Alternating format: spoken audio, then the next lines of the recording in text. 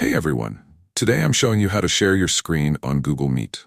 Whether you're presenting in a meeting, teaching a class, or collaborating with teammates, this simple guide will have you sharing your screen in seconds. Let's get started.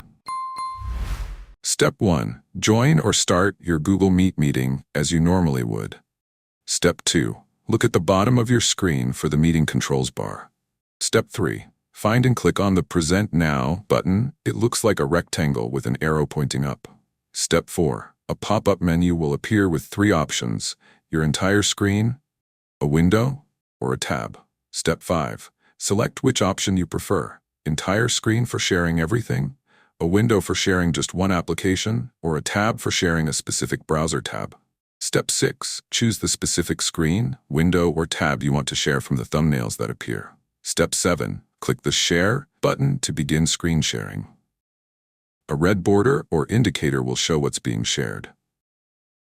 And that's it. To stop sharing, just click the Stop Presenting button that appears at the bottom of your screen. Remember, other participants can see everything on the portion of the screen you're sharing, so close any private content beforehand. If you found this helpful, hit that like button and subscribe for more tech tutorials. Thanks for watching.